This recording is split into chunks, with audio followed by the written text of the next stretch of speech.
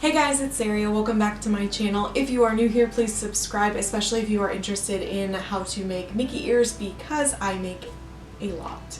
I will actually have my playlist linked in the description box below that has over 20 tutorials of different types of Mickey ears you can make, including children's sized.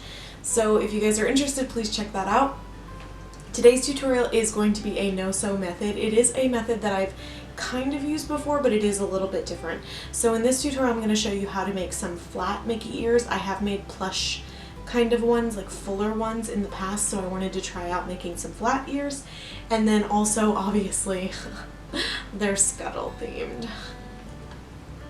I love Scuttle. He is one of my favorite sidekicks of all time. He's so funny, and one of my favorite scenes in The Little Mermaid is when they're in the lagoon and he's like serenading Ariel and Eric. Primo classic humor. Just good job, Disney. Obviously, I'm a fan of Scuttle, as you can see by my shirt and the ears. So these ears, actually, what I thought was super cute about them is that they feature this little feather bow, obviously to represent Scuttle. And they have Scuttle on one side and Flounder on another, because I also considered these my sidekick ears. Again, this is a no-sew tutorial, so you do not need to know how to use a sewing machine or hand sew or any of that. You just need to know how to use a hot glue gun. So, if you guys are interested in watching this tutorial, then just keep watching. Okay, so to start off, take the ear sewing line template, which I have linked in the description box below, and trace that onto a piece of cardboard. You're going to need 4 of these. After you've traced it, go ahead and grab your scissors and cut them out.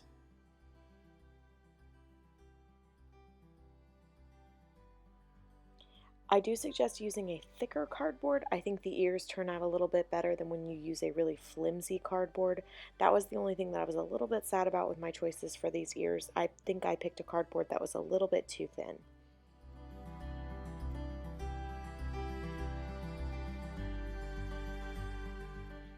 And then for whatever fabric you chose, you're going to want to use the ear cutting line template. Again, this is in the description box below, and you're going to cut out 4 ears using this template.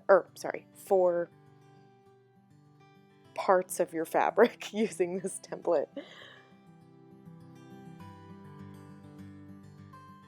So next you are going to need a hot glue gun, and you are basically going to take your fabric and you are going to apply hot glue to the rim of the ear and then press down the fabric onto the rim and onto the back of the ear. This is a lot prettier than like applying a bunch of hot glue on the front of the ear and then pressing down the fabric. This way you don't see any like bumps or lines underneath the fabric.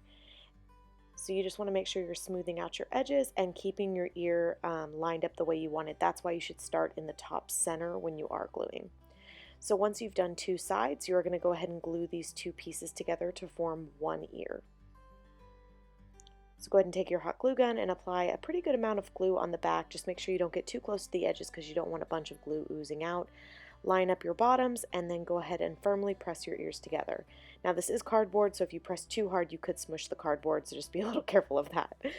I just used this beaded trim along the edge of my ear to cover up the seam that was created.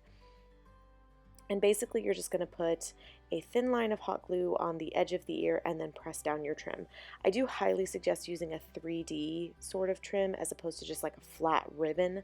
I think that it turns out looking a lot more polished when you do it that way. A flat ribbon, I just don't know if it would have the same effect because it wouldn't really fall into that groove that you're trying to hide.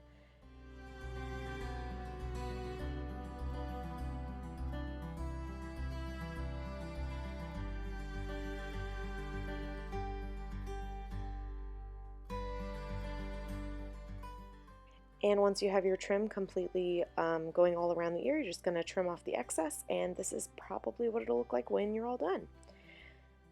I'm just going to give you all a little zoomed in shot and kind of show you how that trim really makes a difference in hiding any imperfections on the ear. So now that you have your ears, you're going to go ahead and close up the bottom just by applying a little bit of hot glue on the bottom and pressing down the fabric. Be very careful on this part, take your time, because I kind of rushed my first one and I ended up getting a little bubble under the fabric, and you really don't want that. So now go ahead and use the ear spacing template. I again have this linked in the description box below, just to help you get the perfect spacing between your ears. I like to use a disappearing ink pen to mark where the ears are going to go on the headband. and then I go ahead and apply a little bit of hot glue on the bottom of the ear.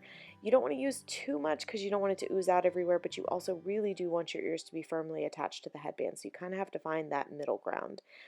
By the way, if you do want to know how to cover up a headband with fabric, I do that in some of my other ear tutorials, and I will go ahead and link that in a card above, as well as in the description box below. So now that you have both ears attached, the next thing is to kind of cover up any hot glue that might have come out on the bottom, as well as just make the seam look a little bit nicer against the headband. So I'm just taking that pearl trim again and applying a little bit of hot glue and then pressing down the trim onto the ear. Now you've got two choices here. You could wrap it around and then continue onto the back. I'm just going to go ahead and trim it off and then flip the ears over and finish off the back.